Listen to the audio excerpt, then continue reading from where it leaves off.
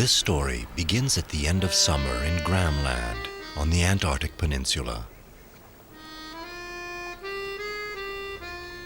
Every year, as unfailingly as the seasons, a predator returns to these shores, the hunting ground of its species for thousands of years, the formidable leopard seal.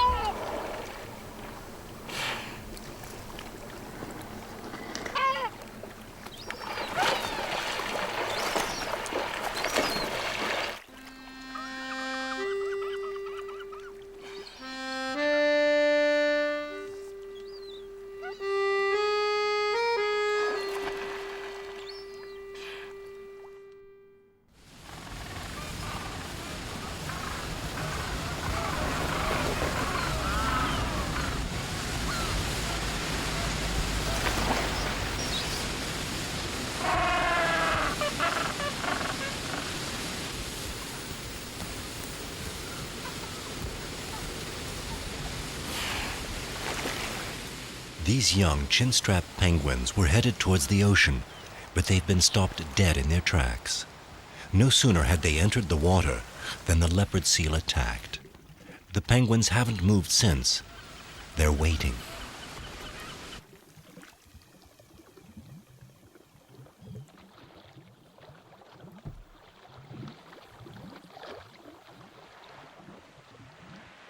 The leopard seal is an opportunist. Moving from one hunting ground to another, it seeks abundant, easy prey, usually the young and the inexperienced.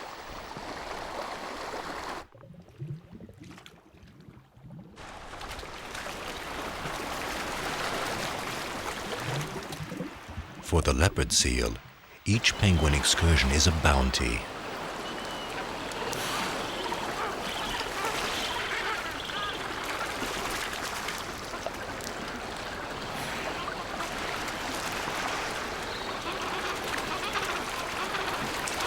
Despite the predator's presence, these chicks are irresistibly attracted to the ocean. They're only a few months old and they're famished. The rearing period is over. It's been several days since their parents stopped feeding them. They must now fend for themselves and venture into the water to fish.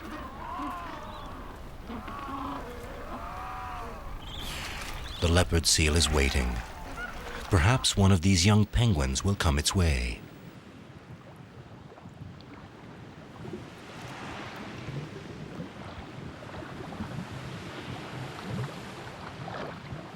The hunter reigns alone in these coastal waters. The killer whale, its only rival in southern latitudes, rarely makes an appearance. At ease in the shallow waters, the leopard seal is ready for ambush.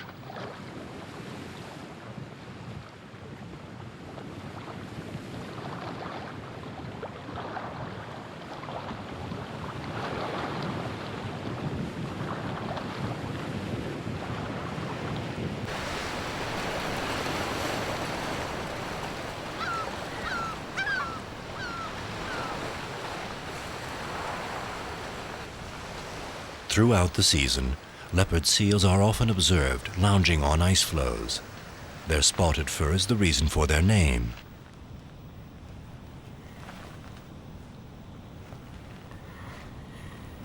They are easily identified by their enormous jaws, which work like a powerful vice to capture large living prey. They can also use their mouths to filter plankton through their scalloped teeth.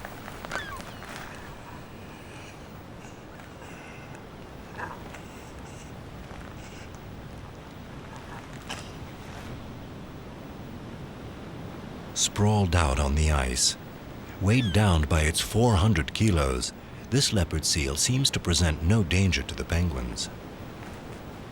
But once in the water, this same animal becomes a ruthless predator.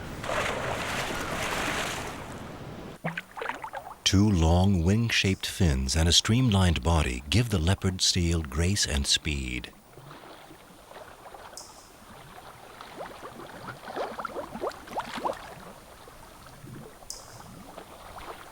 The dark-colored fur on its back and light-colored stomach allows it to melt into the pale ice or the dark blue of the abyss.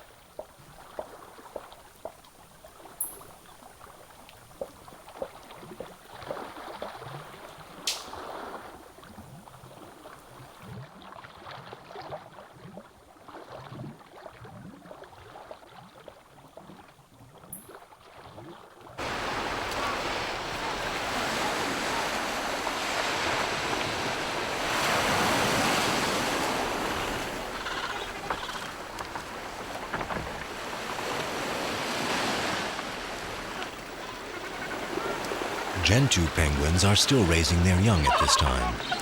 They have to make many trips to the ocean to feed them, or rather to stuff them. The chicks have an insatiable appetite, and their demands to be fed increase as they grow.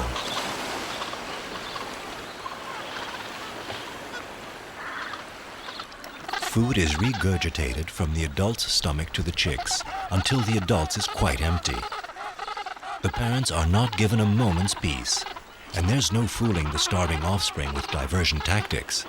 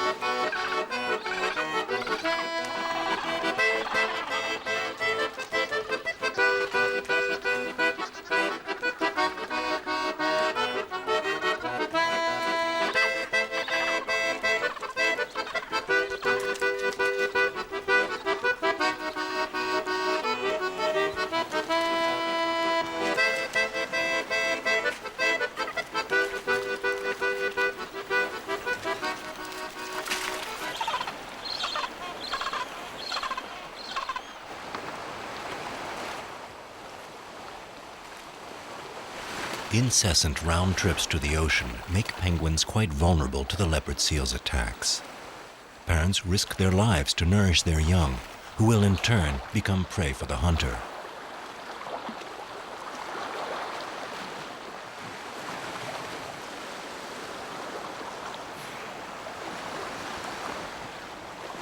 Meanwhile, the leopard seal tries a half-hearted poke at a giant petrel.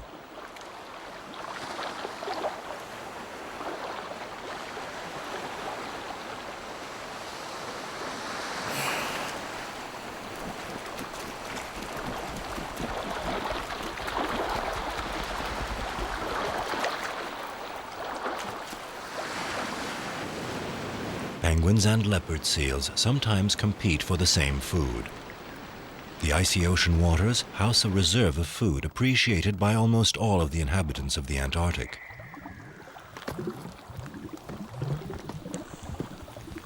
The food in question is a crustacean measuring only a few centimeters. Krill, as these small shrimp are called, play an essential role in the ecosystem. They feed off microscopic algae which proliferate on the submerged part of ice floes.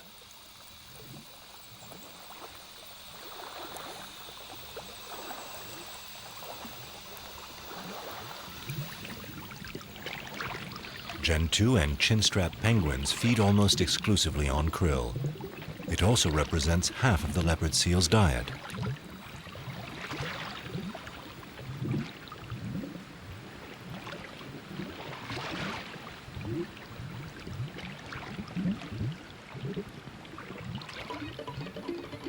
Krill is the sustenance of Antarctic life.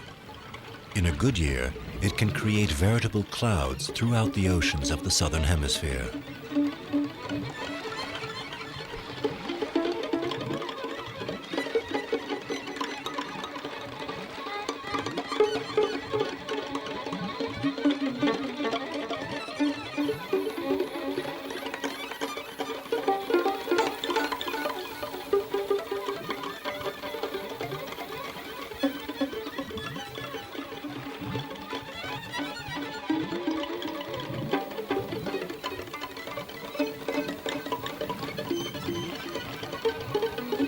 concentration of krill depends on climate and currents. During years when there is a krill shortage, penguins appear more frequently on the leopard seal's menu.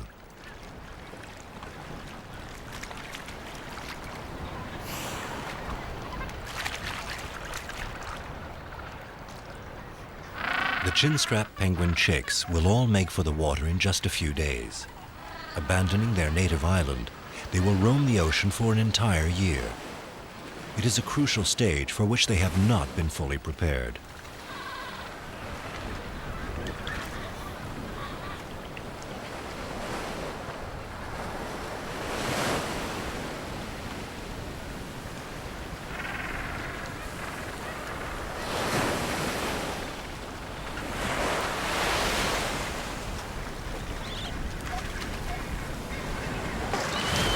For the leopard seal, they make ideal prey, as they're abundant and easy to catch.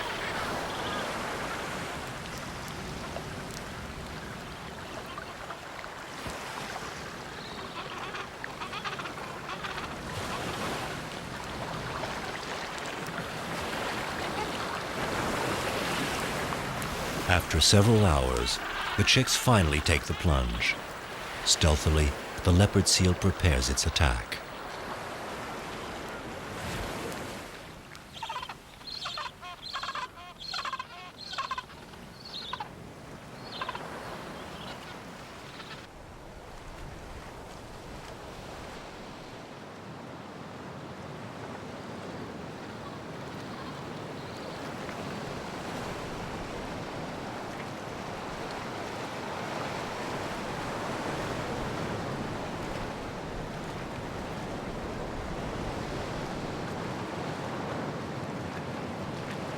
The leopard seal has taken a share of the group which ventured into the ocean. The slaughter of one chick has allowed 30 other birds to escape.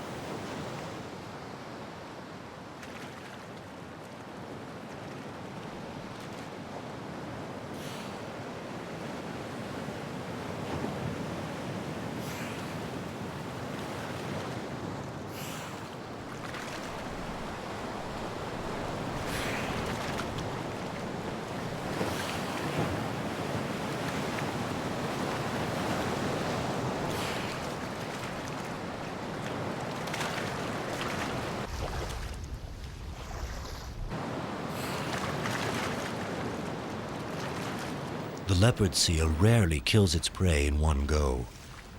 Generally, it wounds the penguin during the initial attack, then keeps it under control while it catches its breath.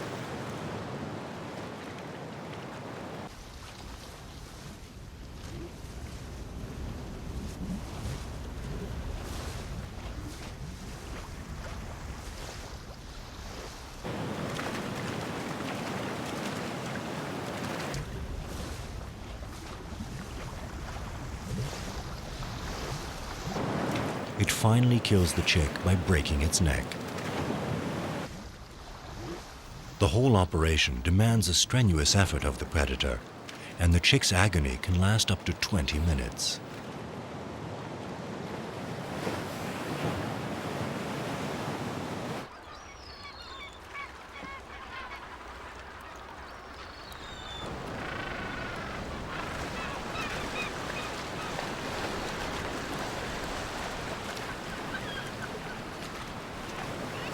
No sooner has it finished devouring the first victim than the leopard seal sets off hunting again. During the mass penguin exodus, it's able to capture up to 30 per day.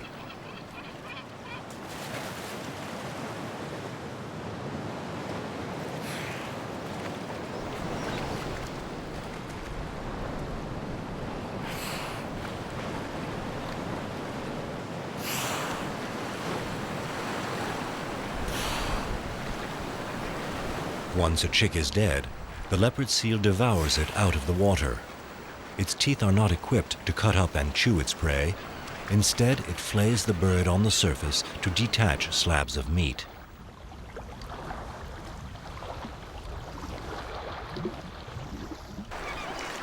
Once the ogre's feast is over, carnivorous birds fight over what's left.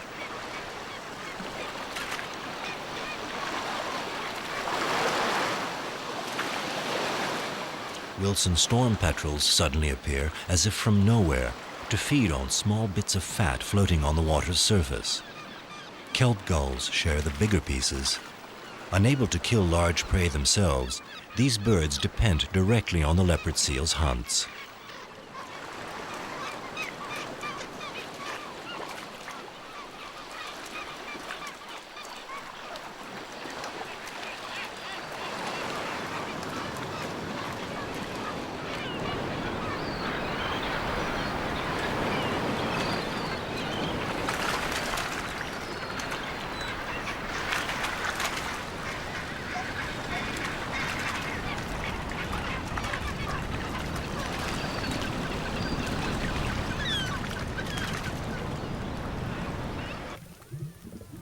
Other scavengers will also take part in the feast. In fact, the entire marine food chain will benefit from the occasion through the complex action of organisms which feed on and decompose dead matter.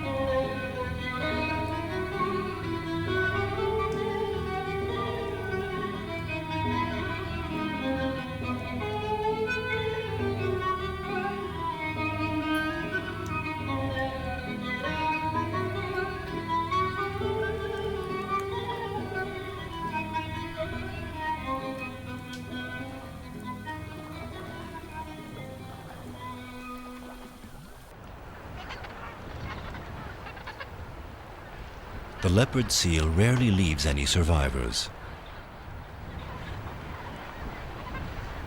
If by chance a chick were to reach land safely after an attack, it would only fall into the claws of another predator, the skua.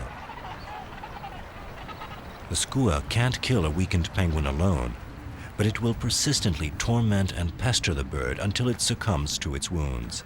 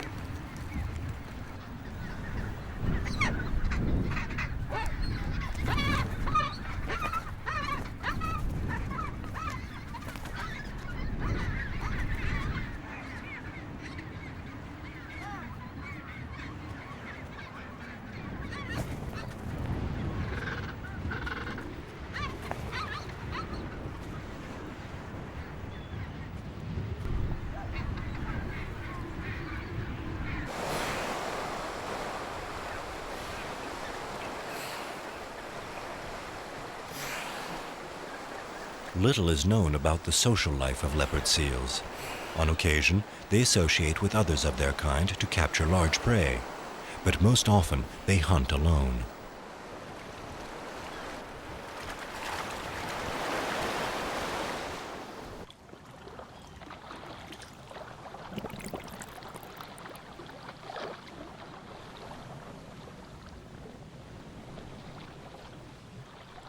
Sometimes two leopard seals patrol the same area during the first Penguin Ocean excursions.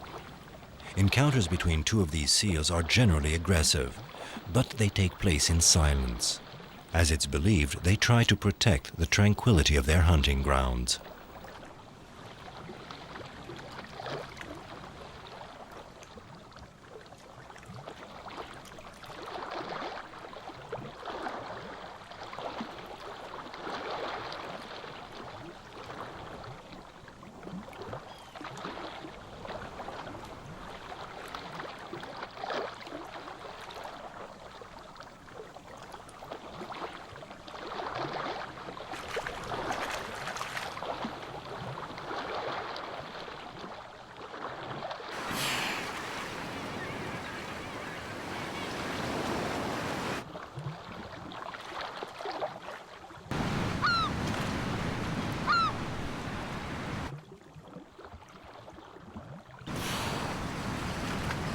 Oddly enough, while rivals in water, leopard seals willingly share their ice floes at nap time. To do so, though, they must first lift their enormous mass out of the water. Why they choose the difficult task of climbing onto the ice floes at this time of year remains a mystery.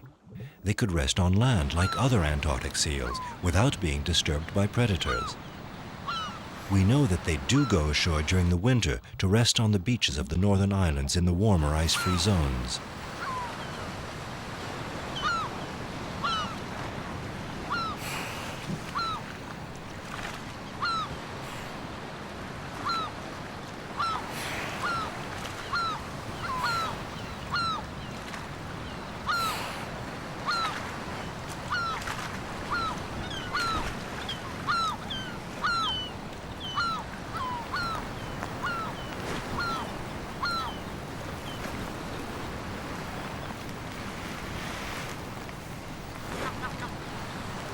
Here, the ice floes serve as mobile dormitories, sleeping up to 8 of these massive seals.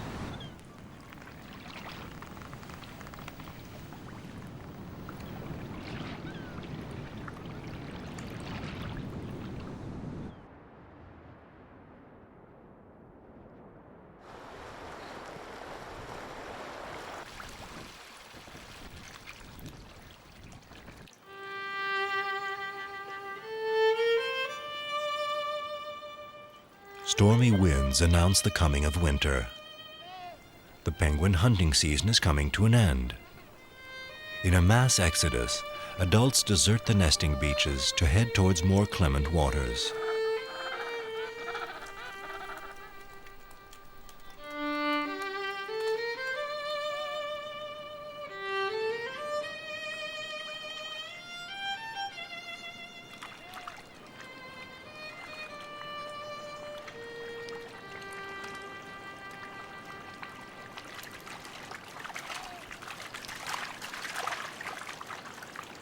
The shallow waters are the leopard seal's last chance to prey on straggler chicks.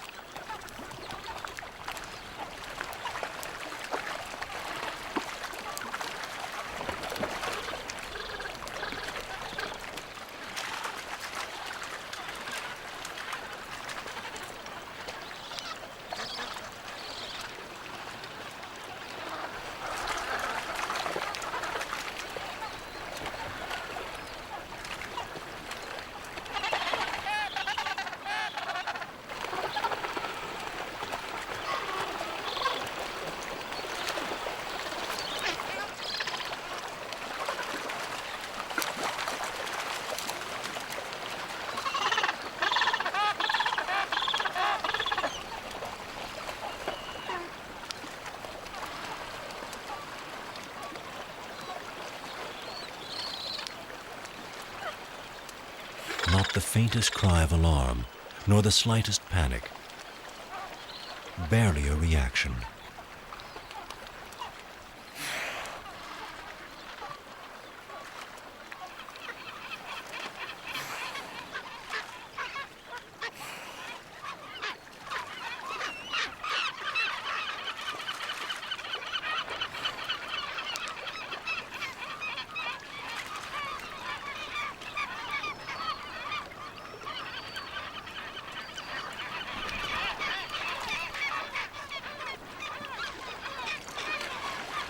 Discreetly, the leopard seal will return many times to this same spot to capture a few remaining penguins.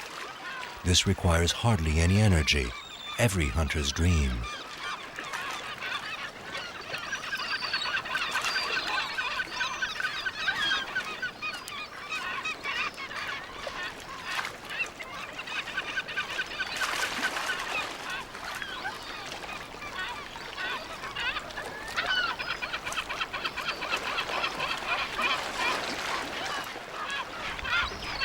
The leopard seal helps itself, while the scavengers await their turn.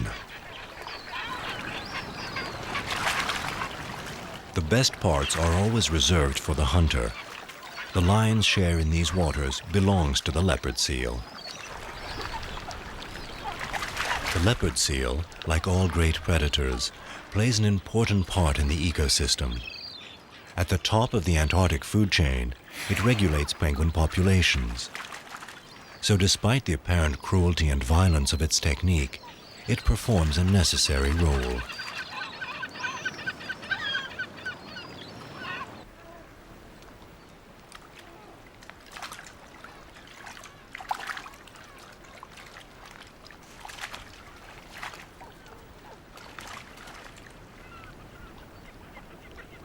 All the remaining penguins have reached the ocean again. Soon, the beach will be swept by storms and ice. A leopard seal tries to take one last nap, but it's disturbed by gulls quarreling over the last leftovers, his excrement.